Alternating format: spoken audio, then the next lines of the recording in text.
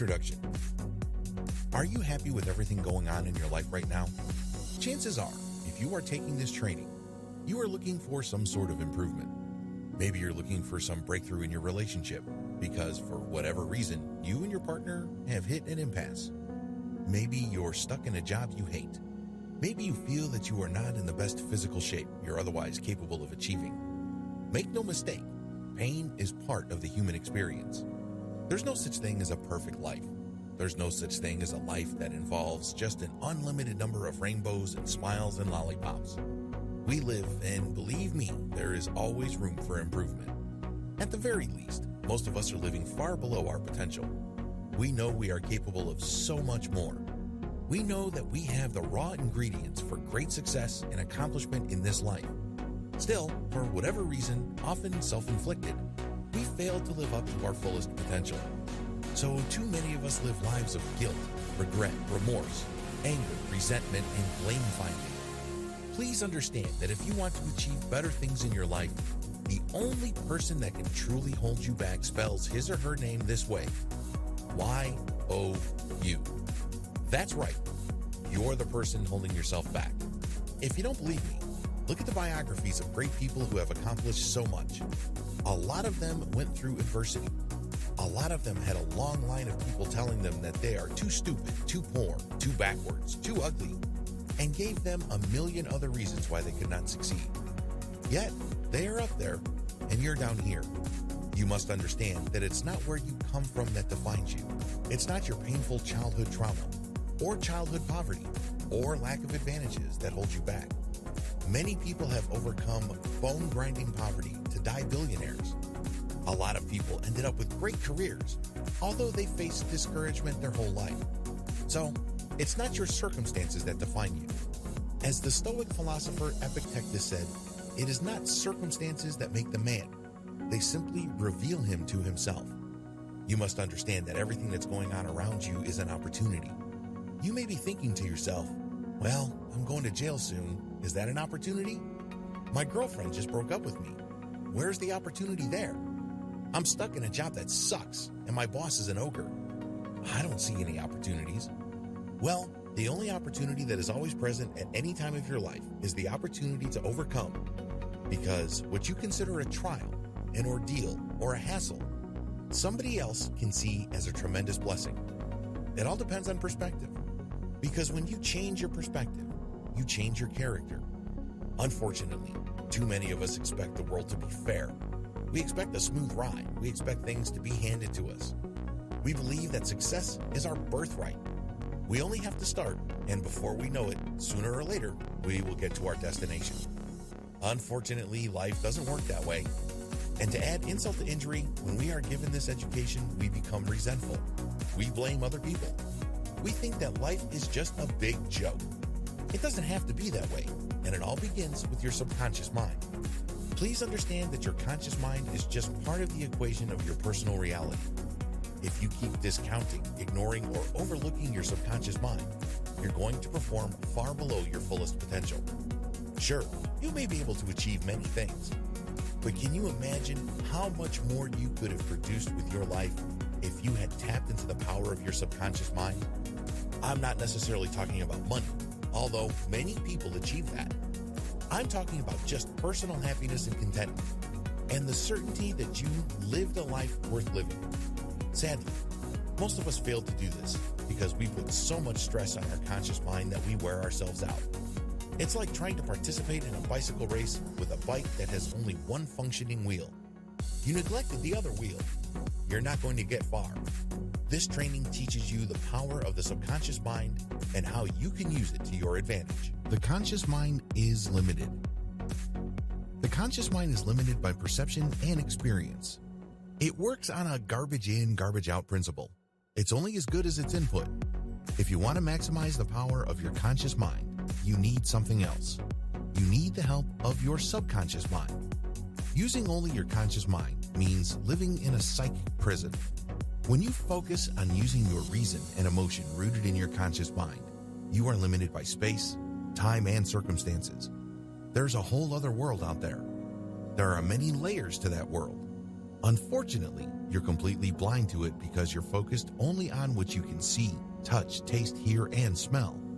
You're bound by the limitations of your senses. The conscious mind is very easy to enslave. It's not unusual for great historical people to say and do things that we find repugnant today. How come? They are a product of their times.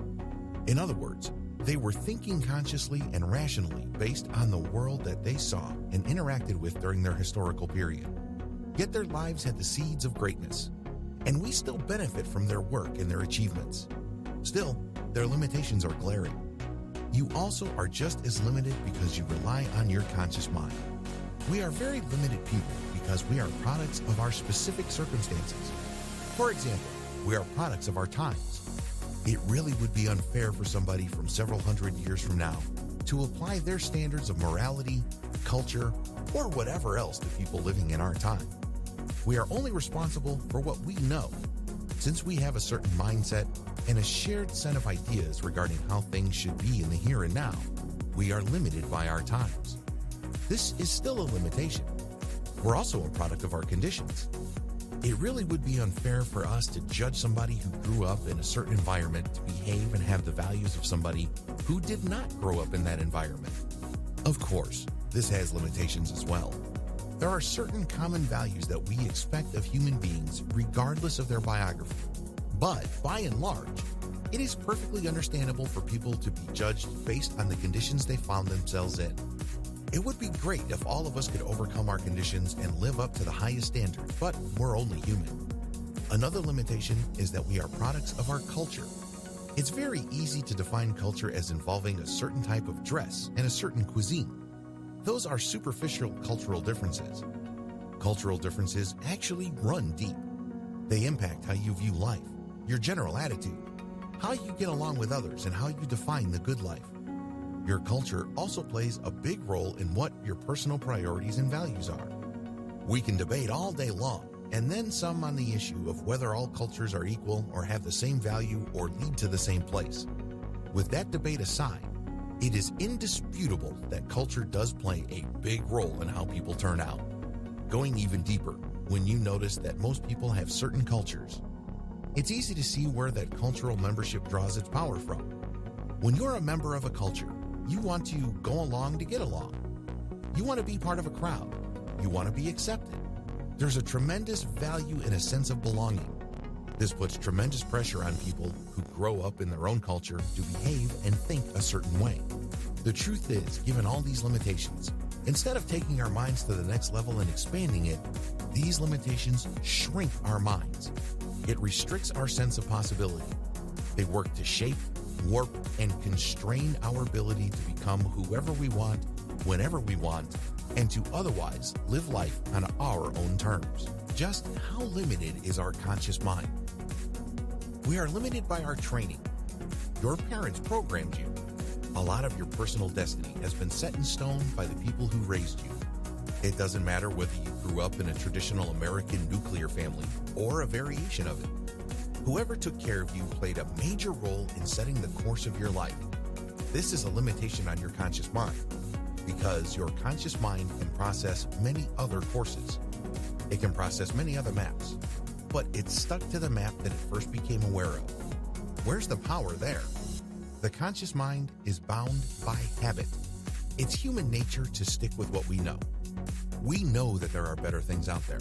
There are better paths, but we are already familiar with our path. We are already comfortable with our programming, so we stick with it. We know we are capable of so much more, but because of the sheer force of habit, we stay on the course. We remain stuck. The conscious mind is bound by reputation.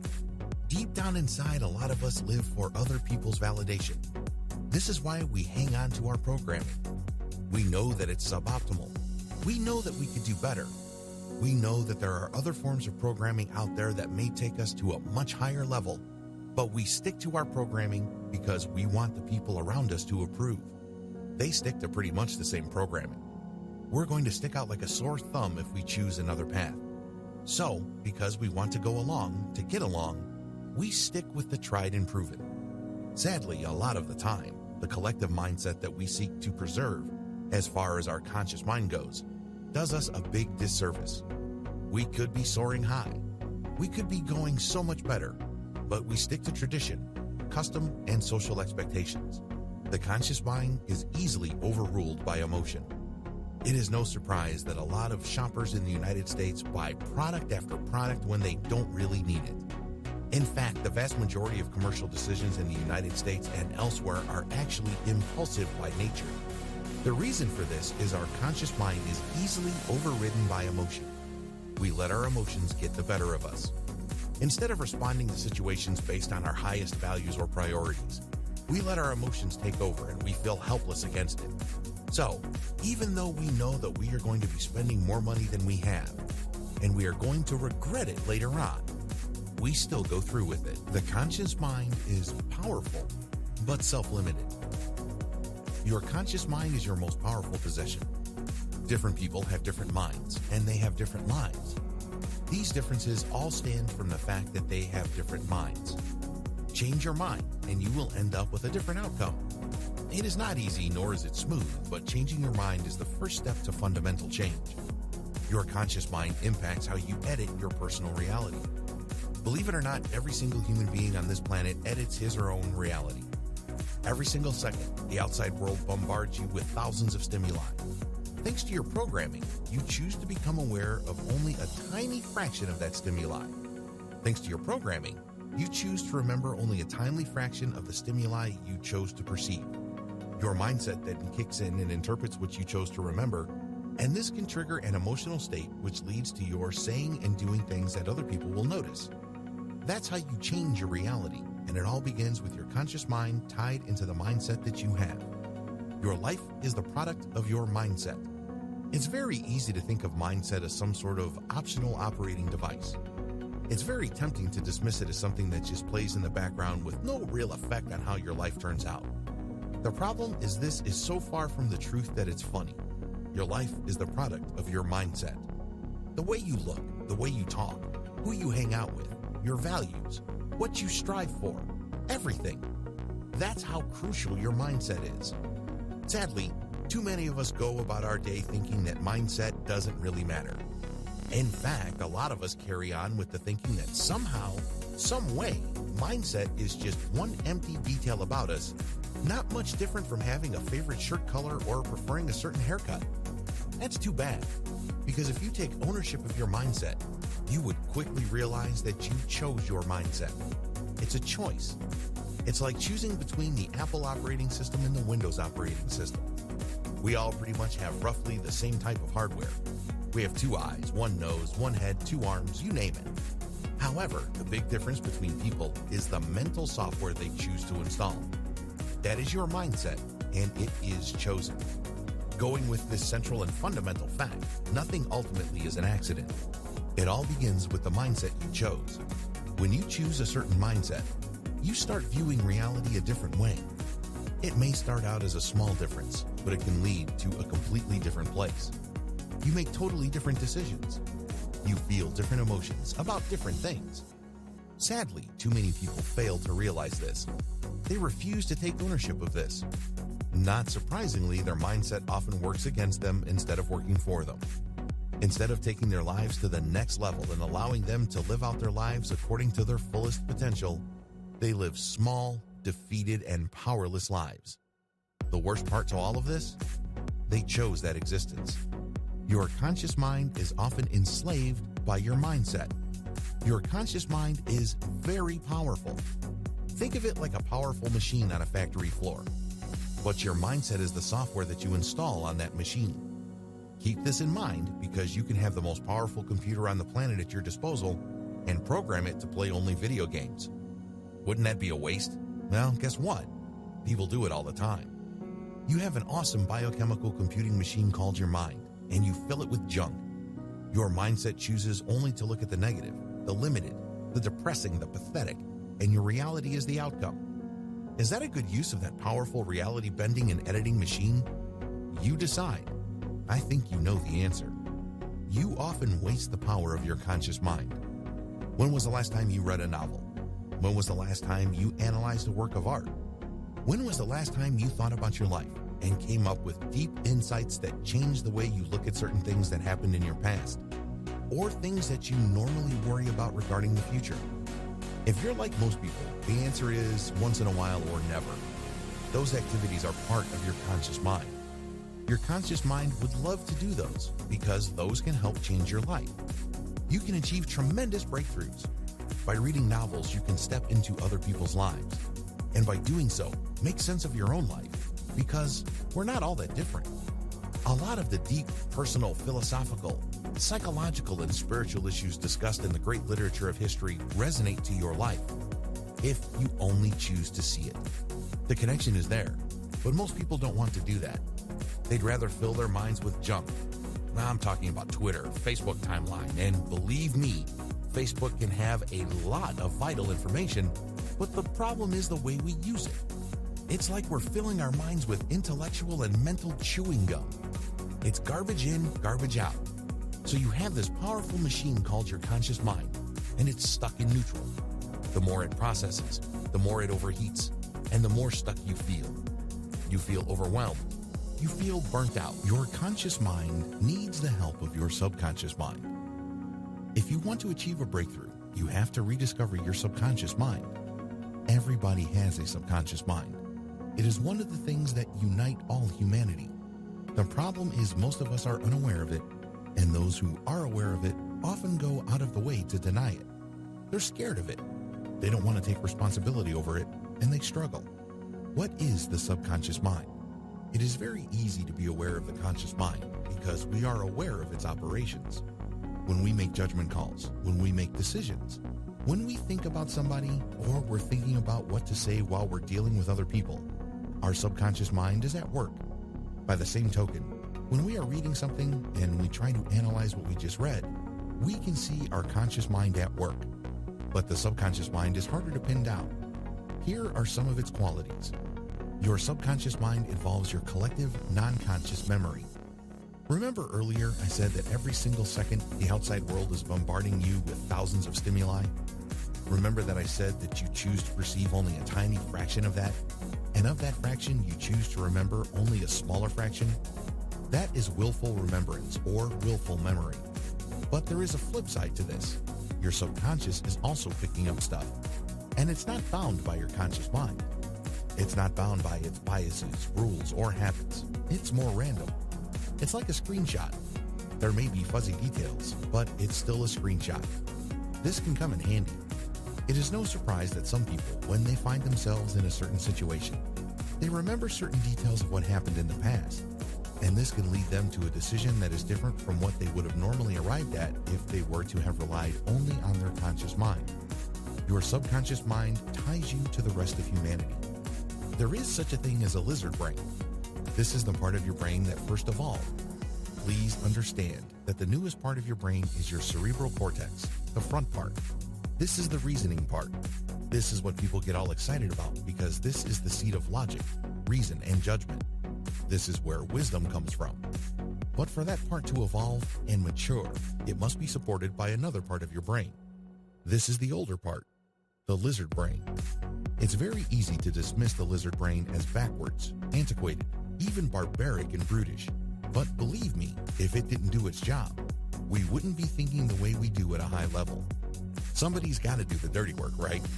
The lizard brain has memories as well. It is instinctive, raw, unapologetic, basic.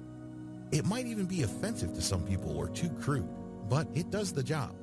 It is up to you whether you're going to apologize for the things that you pick up with your lizard brain. People can talk a good game about the fine points of life, but the lizard brain would always want to sum up everything by going straight to the point. Does it involve money, food, sex, power, or what? Didn't I tell you it's going to be perceived as crude? But it's vital. Your subconscious mind gets to the point. It doesn't beat around the bush. Your subconscious mind overrides your emotions. Your subconscious mind can enable you to override your emotions because it understands where your emotions are coming from. It revels in irrationality because it is above and beyond your conscious mind's attempt at rationality. Despite all the chaos, all the confusion, and unnecessary drama, it establishes an order. But unfortunately, a lot of people don't want to see this. They'd rather fear it. They'd rather fear that there's a part of them that actually welcomes drama, chaos, tragedy. A few people would cop to feeling good when something bad happens to their friend. Remember, it's probably acceptable if something bad happens to your enemy, and you felt good about it. But what about your friend or your family member? There's that deep-rooted sentiment there, and that's your subconscious mind. This is called Schadenfreude. It's actually rooted in evolution. Think of it this way. If you were transported tens of thousands of years back in the age of the cavemen, and there was a bear chasing you and a buddy, your number one goal is to basically outrun your buddy. It's not to look out for your friend, because if you did that, your genes would die with you. What genes made it in that scenario? The guy who ran really fast and never turned back to see what happened to his buddy. I know, it's harsh, but this is the subconscious mind we're talking about. It is filled with all sorts of unpleasant realities, sentiments, and tendencies we are embarrassed about or would rather deny. Still, they are real. Your subconscious mind is the source of your intuition.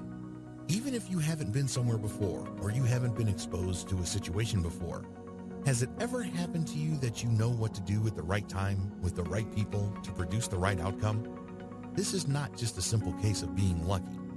This is not just a simple case of recovering the memory of things you have done right in the past that somehow, some way related to what you were doing at that point in time. No, a lot of the times that is a hunch. A lot of the times that's intuition. And guess where that comes from? That's your subconscious mind. It's able to connect the dots at the right time to produce a result. Does it always work? Absolutely not. It works enough times for you to take notice. You should sit up and pay attention to it. Learn to control your subconscious mind. What follows is a quick overview of the next 5 videos. These steps help you tap the power of your subconscious mind to turbocharge your conscious mind. To tap the power of your subconscious mind, you must first stop denying it. Stop chalking things up to chance. It may seem that life is happening around you on a purely random basis.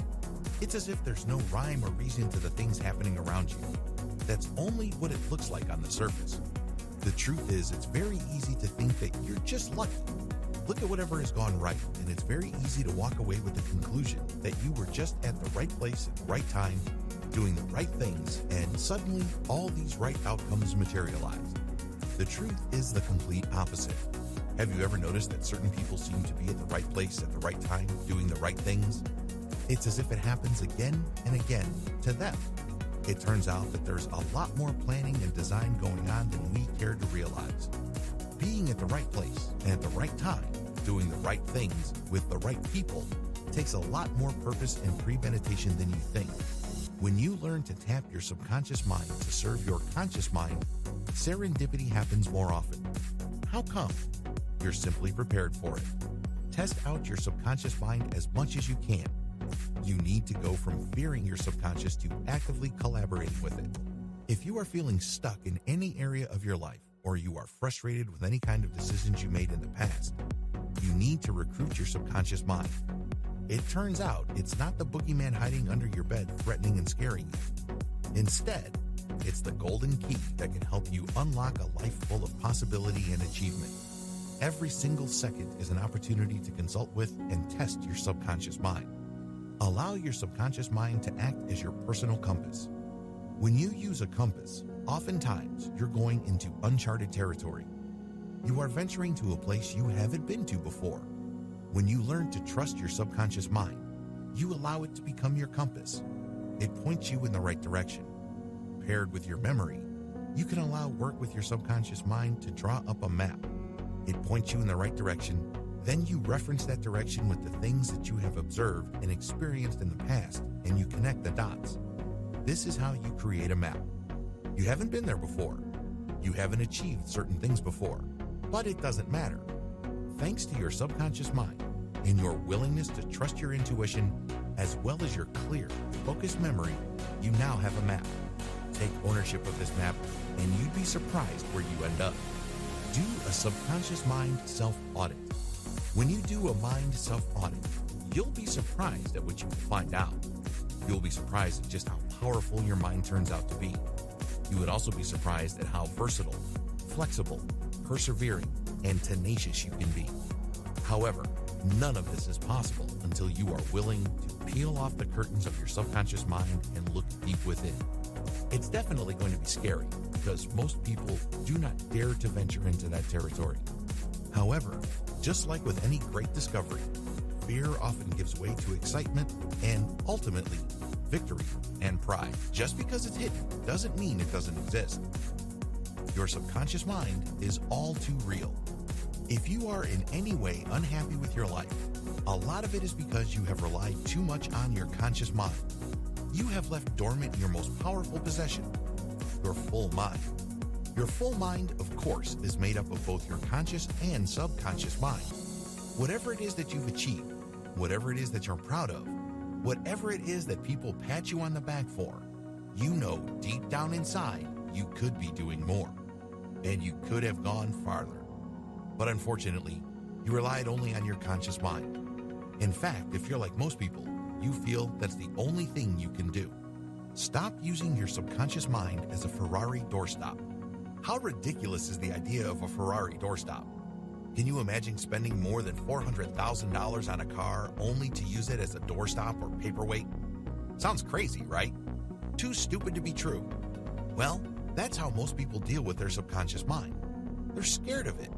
They don't exactly know what it is, so they shut it aside and then just focus on their conscious mind. And guess what happens? They don't thrive as well as they would if all cylinders of their minds are working. This requires the subconscious mind. Your subconscious mind will hold you back if you don't deploy it. Your intuition, as powerful as it is, can always work against you. You can develop negative instincts. Have you ever noticed that a lot of successful people who otherwise dominate their field of expertise and are at the top of their game often sabotage themselves? This is because they did not let their subconscious in on their plans. So, what happens is your subconscious mind fuels your negative instincts. Please understand that for everything that you work for, there is always an opposite force. Unfortunately, if you don't master your subconscious mind, you will always end up on the other end. Let's put it this way. If you're working towards a goal, what naturally happens in your mind? You're all pumped up and excited about your goal.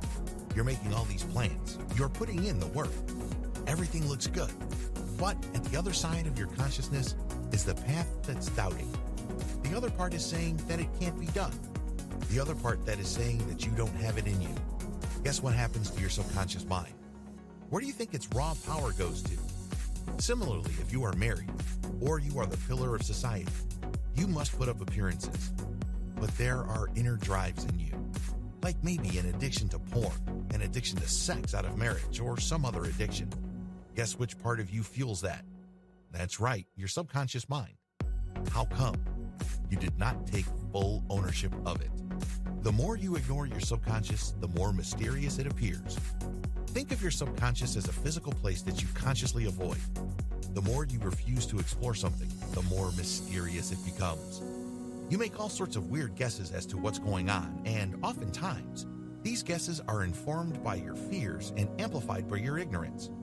The more you refuse to even acknowledge your subconscious, or you go from thinking that it's off limits to thinking that it's just some place that you would never go to in a million years, eventually, you start to forget about it. Your mind is trained to not even think about it. What happens? Eventually, it would seem like it doesn't even exist. The sad reality behind all of this, of course, is the fact that you continue to live with its consequences. Its impact on your life is never going to go away. It's there regardless of whether you choose to see it or not. It's like that proverbial 800-pound elephant in the middle of the room. You can contort your body. You can play music, talk to your friends, and eat, but there's an 800-pound elephant in the room. The fact that you have become blind to it doesn't make it magically disappear. It's still there. The worst part is you're contorting your body. You're smelling its dung. You are living in cramped quarters. You're even feeling the heat. However, despite all these, you refuse to see it. You live with its consequences, and you could infer its existence distance from those consequences, but you choose not to. It remains hidden to you because of your choice. This leads to a sad situation. No wonder you're feeling stuck. No wonder your relationships suck. No wonder you're out of shape. No wonder you have low self-esteem. It is no mystery. There is an 800-pound elephant in the room, but you refuse to acknowledge it. That's how pathetic a life lived in willful ignorance of your subconscious faculties can be. The key to your subconscious mind is to stop fearing it. A lot of people think of their subconscious mind, if they think about it at all, as some sort of shadow. It's their worst instinct. It's not their better angle. They make up all sorts of names for it. What they're really doing is they are basically covering up for their fear. Most people fear the unknown. And the problem is with the subconscious mind, it will continue to be unknown unless and until you take ownership of it. In the following videos, I'm going to step you through how to make this happen. Own your subconscious mind. Take full ownership of your subconscious mind. It's part of you. It's natural. It's the other half of your consciousness. It is the repository of your unremembered dreams. It is your impulses. It is the great beyond as far as your mind is concerned. Are you going to constantly run away from this and refuse to tap its unlimited power? Or are you going to own it, warts and all? Taking ownership means refusing to be afraid. There are many things collected by your subconscious mind that you would rather not look at. This may be childhood trauma. This may be sick, twisted, and embarrassing thoughts that you may have. You must overcome your repulsion to these things when you take ownership of your subconscious mind because it is part of you. That fact is not going to go away. This is part of you. And if you want to change something, or change its direction, or make it work towards a better outcome, you must first claim ownership and stop fearing. Taking ownership of your subconscious mind means refusing to feel guilty. If you emotionally beat yourself regularly, please understand that this is not just some free-floating anxiety. It's not just something that enters your mind because your brain has nothing else better to do. This comes from somewhere. It has a cause. It is not random. When you take ownership of your subconscious mind, you can start refusing to feel guilty. Feeling guilty is a choice. When you feel remorse or regret about certain things that happened in the past or choices that you've made, those are your interpretations of those facts. You can choose to learn from them and move on, or you can choose to beat yourself up emotionally over and over again. It's your choice. Guilt is an emotional interpretation. When you take full ownership of your subconscious, you quickly realize that this is going on. You quickly understand that there are better options out there. Guilt, remorse, regret, as powerful as they may be, can hold you back and drag you down. Wouldn't it be better to learn from them and use them the way they were intended? These emotions feel bad because they're intended to teach us a lesson. If anything, we're supposed to use them as motivation to make better decisions in the future. When you take ownership, you allow yourself to do this. You allow yourself to be curious again because now you can look at how you've been coping and try to come up with an alternative. If you've been racked by guilt because you disappointed your parents for over 30 years, your curiosity might lead to a different interpretation, or better yet, a different coping mechanism, but none of this is going to happen if you continue to stay where you are. If you continue to refuse to take ownership, you will suffer the same results as before. The bottom line is whatever negative consequences of your actions you're feeling, they arise primarily from your refusal to take ownership of these emotions. They're coping mechanisms. You can choose to cope in different ways. You are not stuck with the way you've done things for years. It may seem like it, but you actually have a lot more control and a lot more say over your situation than you care to realize. Take ownership. Learn to explore your subconscious mind. Start a journal and explore the things that you fear. Explore how you normally respond to this fear. Please understand that you are looking at circumstantial evidence. In other words, for you to know if the world is really round, it's not like you can put yourself in a rocket, shoot yourself thousands of miles up into the atmosphere, and then verify once and for all that the Earth is round. The simpler and more practical way to do it is to wait for the next eclipse. When you see the eclipse, then you know exactly that the Earth's shadow is round. The same applies to your subconscious. There are many ways to explore it, and believe me, a lot of them are very, very hard. The easiest way to do it is through just circumstantial evidence.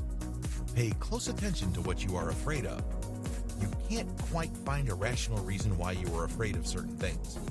That is your subconscious mind speaking to you. Pay close attention to this. List these out. Come up with a collection of these and then pay attention to the things that you're guilty of or you feel remorseful about. Look at all the negative emotions you have. And then pay close attention to them. Catalog them, because they start giving you a snapshot of your subconscious mind. Learn to map out your intuition. Have you ever noticed that in certain situations, you tend to say the right things at the right time to produce the right results with the right people? A lot of the times, this is not due to your prior training. A lot of the times, this is not because you were groomed to do that kind of thing. Instead, it just came out of you. Well, that is your subconscious mind as well, because intuition is a big part of your subconscious mind. Map that out. Become fully aware of that. Wrap your mind around it. Take ownership of it. This is not a scary thing. A lot of people think that this is some sort of scene from The Exorcist or some horror movie. In fact, judging by how some people talk about this situation, it's as if they're describing that scene in the movie Alien, where the alien punches a hole through some guy's chest as people were operating on the guy. Really grotesque, really sad, and really distorted. Because your subconscious mind is beautiful. Don't be afraid of the beauty of your subconscious mind. Let's get real. A lot of your nightmares come from your subconscious mind because this is the area that you really can't control. So a lot of your desires, a lot of your perversions, a lot of your twisted logic, and all that other mental debris, you try to segregate unconsciously into your subconscious mind. So it's kind of like a dumping ground for half-baked, unformed thoughts and frustrated wishes. But just like any garbage dump can be located near a beautiful park or a wide-open, green field right under a beautiful, wide-open, blue, endless sky, your subconscious mind can be a thing of beauty. So don't just focus on the things that you'd rather run away from or are embarrassed about. Focus on the whole picture. Learn to live in your subconscious mind. Learn to appreciate the things in your subconscious mind and be comfortable in it, because this is the key to taking control over it. If there are certain things that you're guilty about, confront them. Look at them straight in the eye. Did this really happen? And is this a reasonable reaction? You'd be surprised as to how many twisted, painful, tortured memories in your subconscious can be dealt with once and for all if you were just adult enough to stand up to them. Learn to live in the moment. Embracing your subconscious mind means you have to accept living in the moment. A lot of people have a tough time living in the moment.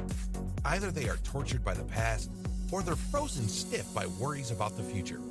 But if you want to have a chance at taking full ownership and control of your subconscious mind, you have to take control of it with the present in mind.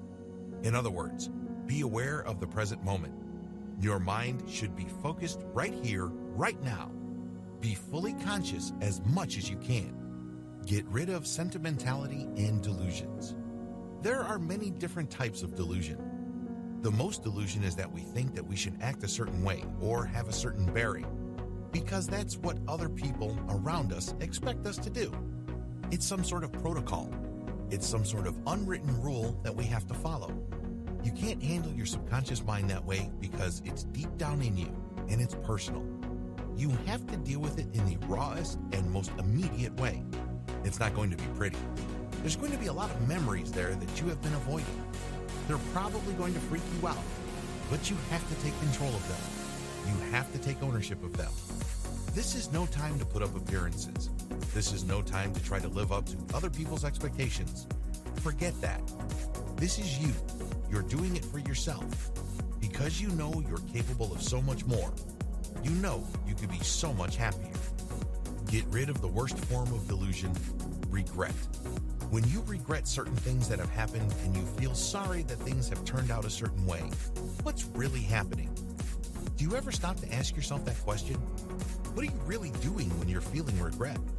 When you feel regret, you're constantly thinking about what should have happened, what you could have done, or what you would have done if things were different. What do these sentiments all have in common? That's right. You keep rehashing and replaying traumatic scenes from the past over and over in your head. That's like suffering a burn when you were a kid and then burning yourself again and again every time you remember that incident. A lot of people who go through regret are thinking, well, when I do that, I'm actually thinking about solutions. I'm thinking about alternatives. I'm thinking about healing. No, you're not. You're only doing this for emotional release. You're going through the motions, but you're not really doing anything tangible to free yourself from the tentacles of this nasty emotion. Do you see the difference? It's like you wanting to change the weather by choosing to chew gum. It doesn't make any sense. There's no connection, and the worst part of our regret is you're actually making things worse because those emotional wounds happened in the past. The past is never going to come back unless you allow yourself to get emotionally worked up about the past so it becomes vivid again. In many cases, it may have started out small or almost insignificant, but as you grew older, you started reading too many things into it and you started blowing up its emotional impact. The end result? You're more miserable now about it. Stop doing this. Understand what you're doing. You're doing this for emotional release. However, that's not the solution. That's just as worthless as daydreaming. For example, you have a tough time paying rent. You have no money to your name. Every single day you almost get fired from your job. So you daydream about you becoming rich. You daydream about living in a big house with amazing cars and traveling all over the world. The daydream doesn't really solve your problem in the here and now, but it does give you an emotional escape. Who wants the sting and humiliation of the landlord knocking on your door demanding the rent? Who wants to hassle with the supervisor telling you that you're screwing up and you're just one step away from getting fired? However, instead of confronting these head-on by looking at actual workable solutions, you daydream about an alternative life where all your current problems are gone. You get the emotional release, but not much else. This is mental and emotional candy. It doesn't help you. The same applies to regret. It doesn't help. Learn to trust yourself. Stop second-guessing yourself. When you're dealing with your subconscious mind, it's going to be rough. You're going to think that there are so many things there that you'd rather not deal with. There are so many things there that are simply impossible.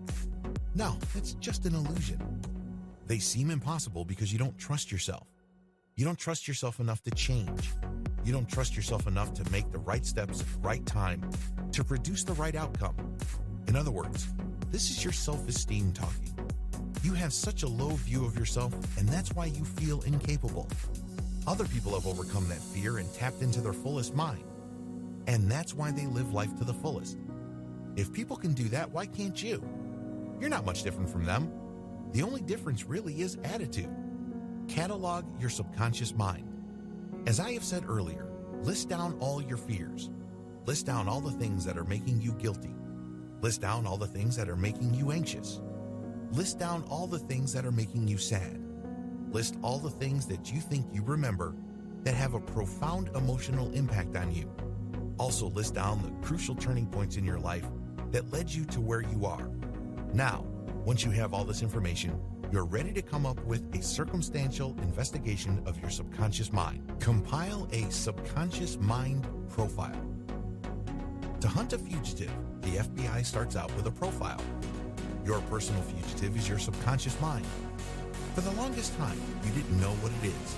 You're afraid of it. And that's why you don't really feel you know it fair enough. But you can come up with a composite. Based on the listings that you did in video 8, come up circumstantially of who your subconscious mind is, what it's capable of, and what it's currently doing. List down what your subconscious mind is currently doing. List down what your subconscious mind is capable of. Be aware of the disconnect. This is crucial. When you realize that your subconscious mind has been feeding your fears and insecurities, you are using that Ferrari as a paperweight. It's not doing its job. It's supposed to make your life better. It's supposed to make you feel more empowered. It's supposed to give you the tools that you need to live life to the fullest. Instead, it's making it worse. Instead, you're using its power to fuel the things that are dragging you down, holding you back and making you feel small, weak, powerless, ugly, repulsive, unemployable, pathetic, and sad. Is this what you want? This is not what most people want. But the problem is, you can say, this is not what I want. In fact, you can say it until you're blue in the face. But if you're like most people, you have fallen in love with your handcuffs. You've fallen in love with the invisible prison that you've surrounded yourself with, because it's the only thing you know. There is comfort in misery. You know you deserve so much more, but it hurts to strive for more. Plus, there is also that overarching threat, that looming possibility of imminent failure, pain, rejection. You've fallen in love with your handcuffs. I want you to overcome your fear. It's not easy. This is almost impossible. But look at the life that you have right now and your capacity, and you compare it to the disconnect between the power of your subconscious mind and the life that you have right now. Do you see the disconnect? It should be glaring. It should be obvious. People 10 miles away should be able to see it without even using binoculars or even glasses. It sticks out. What are you going to do about it? Write down a new vision for yourself with a full mind. Create a vision board for yourself. I want you to take pictures from all over the internet that highlight what your goals are. If you are living life with a full mind, this is made up of your conscious and subconscious mind. I want you to create different categories in that vision board: health, relationships, mindset, finances, career, spirituality. And under each, come up with pictures from all over the internet of the ideal that you want for yourself. Unleash your subconscious mind with these techniques. Constantly play the mental movie of your life that you consciously chose. Believe it or not, we already play mental movies in our heads. We play mental movies when we're planning. We play mental movies when we're looking forward to something. In fact, when you were a kid, you probably played mental movies all the time. Do you remember in the middle of summer thinking about Christmas? When you thought about Christmas when you were a little kid, what kind of images came to mind? A movie came to mind. You start thinking about unwrapping that toy that you've always wanted. You imagine yourself marveling at the Christmas tree with all those neatly wrapped gifts at the foot of the tree.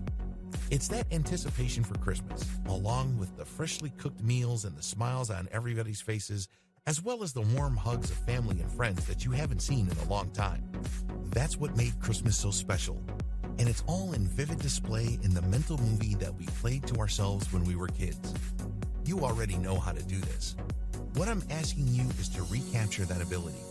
If you still don't get me, here's a negative example. Have you ever worried yourself sick? Have you ever been gripped with so much anxiety about something going horribly wrong? Chances are you were playing a mental movie in your head. Maybe you were thinking that your boss will find out about what you did at work and you will find yourself out on the streets without a job. Perhaps you were worried about missing the rent payment, and you are gripped by the fear of being put out by your landlord and becoming homeless and living out of your car. People already do this, but they often do it in the context of fear or regret.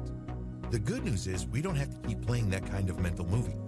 We only need to switch the direction of that mental movie viewing skill that we already have to something more positive. Focus on your plans. Focus on your subconscious mind working for you. Think of concrete examples of this, like getting a better job, getting promoted, going back to school and doing well, and pair this with real actions. Don't just delude yourself that somehow, some way, I'm going to go back to school and I will learn the skills that I need to take my life to the next level. That's not going to work. There has to be matching action. There has to be some sort of proactive action of a decision that you have taken. This mental movie just gives it more immediacy. You get that fresh dose of willpower to keep pushing you forward. After all, when you make any kind of plan, there will always be opposition. There will always be an unforeseen event. As the old saying goes, life is what happens when you're making other plans. Your plans may seem crystal clear to you. Everything might fit neatly, but by the time you actually take action on them, things turned out to be a bit more complicated than you had hoped. That's how life works. Life is full of curveballs. You're going to have to roll with the blows. Learning how to play your mental pictures the right way works wonders in rolling with the blows and making you more versatile and flexible as a person. Write down the ideal life for yourself based on your vision board. Do you have the images? Now, write down a summary of that. Write down a script of that. Read it again and again until you can memorize it. Does it make sense to you? Does it strike deep? Is it true? Does it strike to the core of who you are? Does it speak of your character? If your answer to any of these is no, you have to go back to stage 1 and repeat until you answer all these questions with a resounding yes. Turn your statement into a mental video. Now that you have a statement of your full mind enabling you to achieve your biggest goals in life, turn it into a video. Imagine yourself with a full mind achieving these things. It must be vivid. It must be clear.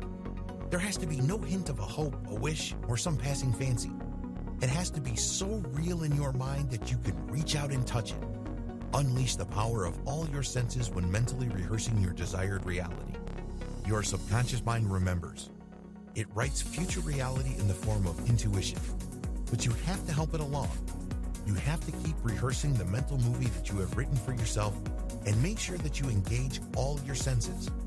While sitting back and watching a movie play out in front of your eyes is very powerful, we can take things to the next level when we add all our senses in that movie.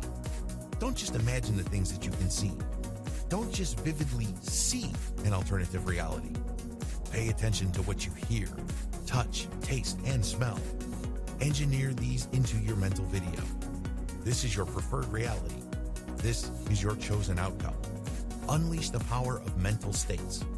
There are many times in your life when you feel empowered. It seems like your body and your mind are lined up, and you can make things happen. Remember that time at work when you were tired, but you were still able to complete your assignment and then some? Remember that time at school when you were supposed to read 200 pages and you were able to finish 500 pages? Remember that sense of pride that you got when you graduated high school and received your diploma? Zero in on those memories. Tap the power of your subconscious mind, animating those memories. Because if you can achieve that same physiological state, you would be able to overcome your conscious mind's worries, limitations, and blockages to achieve the same result. Let's put it this way. If you can achieve success in the past, what's preventing you from achieving victory now? You were able to do it before. So when you assume the physiological state, when your chest is out, when your back is straight, when your eyes are wide open, and there's a smile on your face, and there's this can-do attitude that just basically fills you, you are able to break out of the current funk that you're in. Because if you don't change anything, you will get the same results. As the old saying goes, insanity is defined as doing the same thing over and over again and expecting different results. That's not going to happen, so you have to change what you do. That means change your physiological state, because obviously it's not doing you any favors, and you need your subconscious mind for this. Trust your subconscious mind when doing planning. It's very easy to plan on a straight 1, 2, 3 basis. You're basically just going through the motions. You're just filling in a template of what you already know. There's really no creativity there, much less intuition and insight. This is where your subconscious mind can come in. Look at that blank page, and instead of feeling bound to do things the exact same way you've done them 1,000 times before, let your subconscious mind fill that blank page with no preconceptions. You'd be surprised at the results. You'd be surprised at the connections you are able to make, which can lead to breakthroughs. Please understand that this requires discipline. So your subconscious mind and your conscious mind has to line up.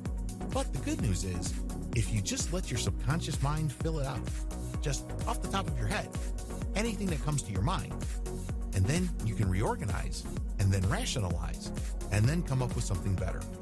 Learn to trust the moment. I know you're supposed to hold your tongue. I know you're supposed to think before you talk. But oftentimes great breakthroughs are made when something out of the blue was said at the right time, and this changes the trajectory of the conversation and unleashes a chain reaction. Remember, you are always sending vibrations to the lives of other people around you. You have an effect on the universe. You have an impact. It can be your facial expressions. It can be your proposals. It can be your actions. It can be your words. There's just so many ways you can impact people around you.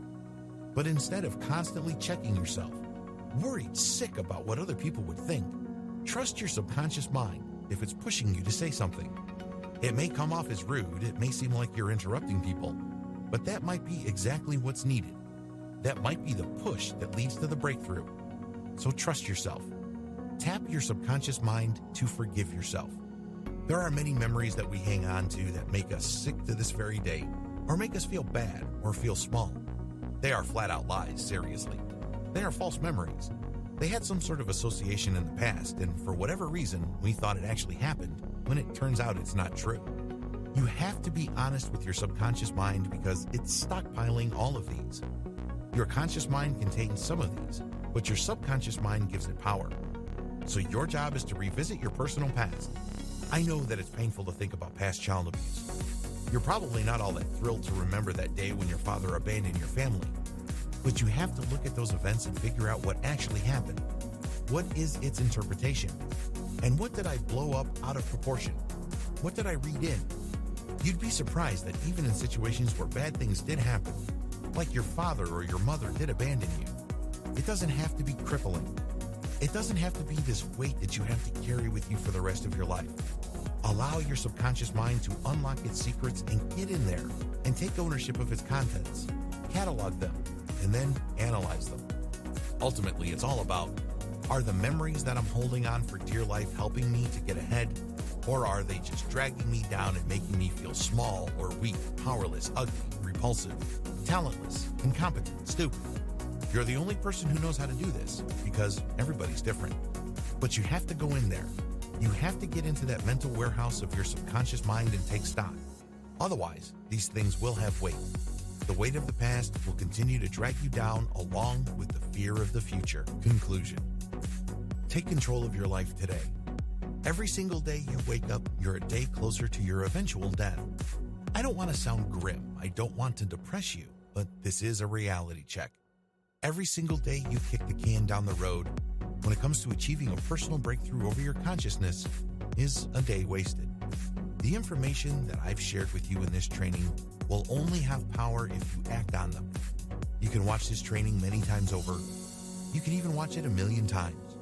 And it's not going to change your life for the better until and unless you decide to act on them. Please understand that this is not some sort of one-time, big-time kind of action. This is a commitment, because it took a long time for you to pick up the habits and the mindsets that make up who you are today.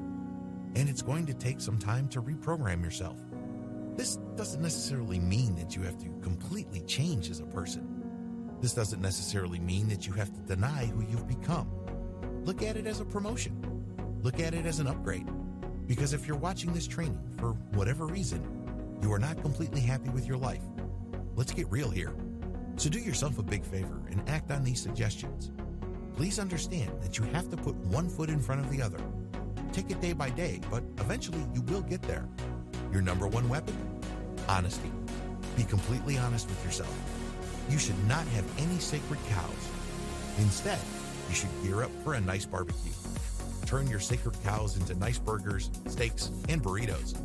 I wish you a happy journey.